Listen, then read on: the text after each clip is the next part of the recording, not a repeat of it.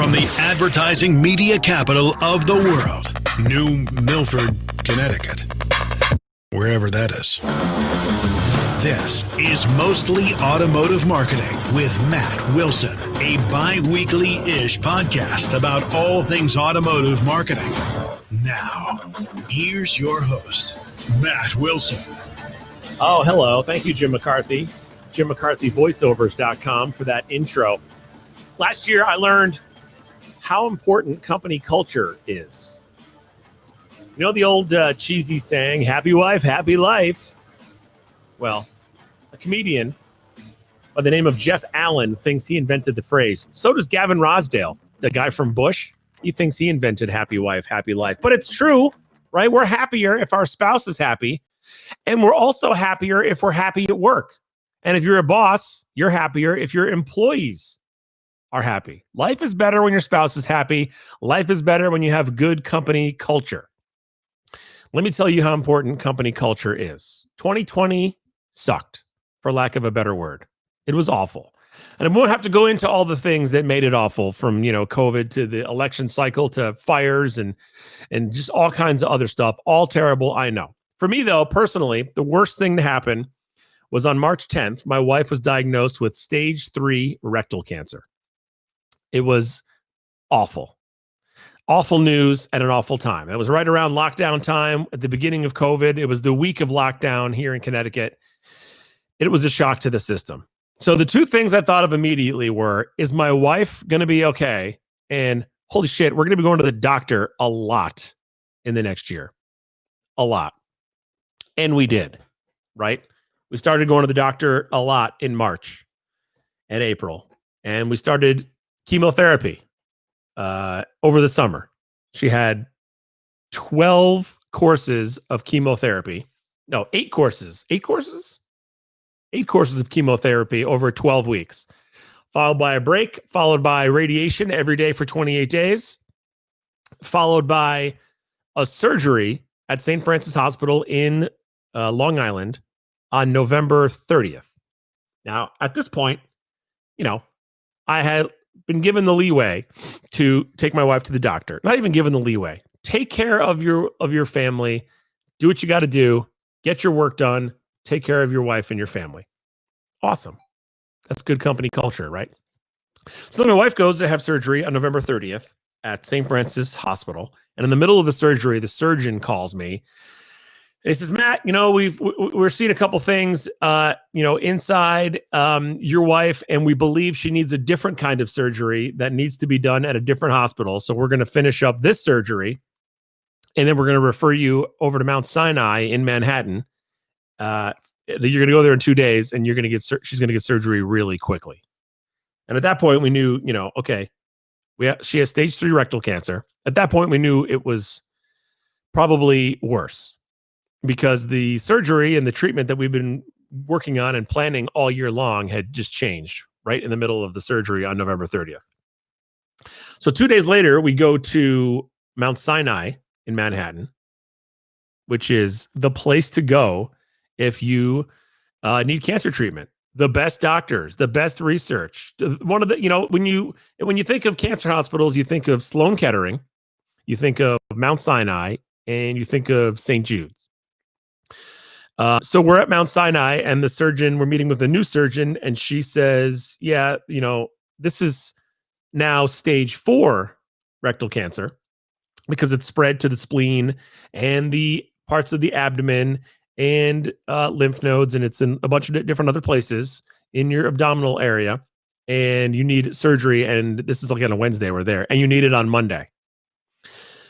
So on Monday, December 7th, which is a week after surgery at St. Francis in Long Island, my wife goes for a 7-hour surgery at Mount Sinai. And then she's in the hospital for 10 days. So she comes home in the middle of December, and then she literally is bedridden.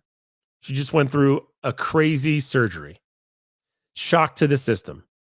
7 hours, major removal of things in her abdomen, tumor, spleen, part of the abdomen wall, lymph nodes.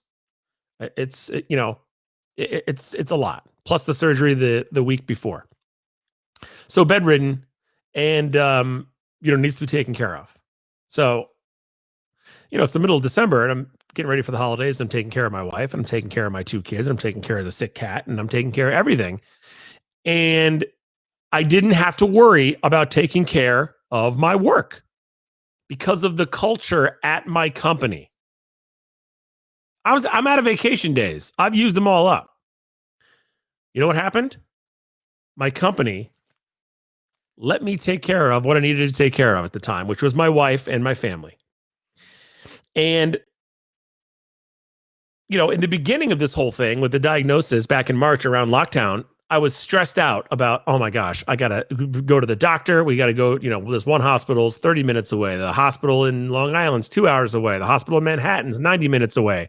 There's a hospital, 10 minutes from our house, but that's not the place we got to go all the time. So I was stressed out about how am I going to do my work and how am I going to take care of my wife and my kids.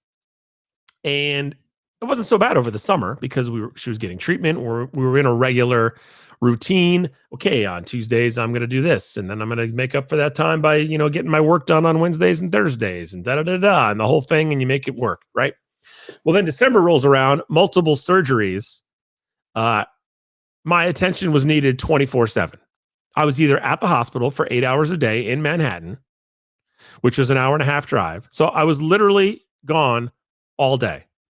Hour and a half there for 8 hours, hour and a half back, go to sleep, get up, get the kids ready, do it the next day for 10 days.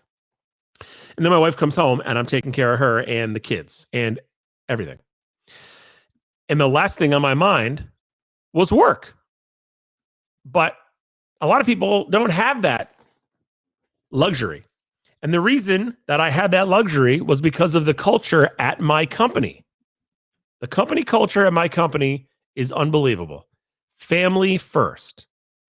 I've had jobs in the past. The job I had before this job, I don't know what my family would have done in this situation. There's no way they would have let me do what I've needed to do this last month or two and the whole year if I still worked there. They'd be like, when are you coming back? You don't have any vacation time back. Get back to work. I've had jobs like that. I've been offered to come or applied for, have come close to jobs like that. I was afforded the ability to take care of my family during times of trouble. What's the Paul McCartney song? When I find myself in times of trouble, Mother Mary comes to me, let it be. Yeah. I don't know why that popped into my head. And you know what company culture does? You know what it did for me? It breeds loyalty, more loyalty. I'm a loyal guy. I like to work places for a long time. Worked at my last job for 7 years. Worked in radio, the same radio group for 15 years. I'm a loyal guy if I'm treated right and I like where I work.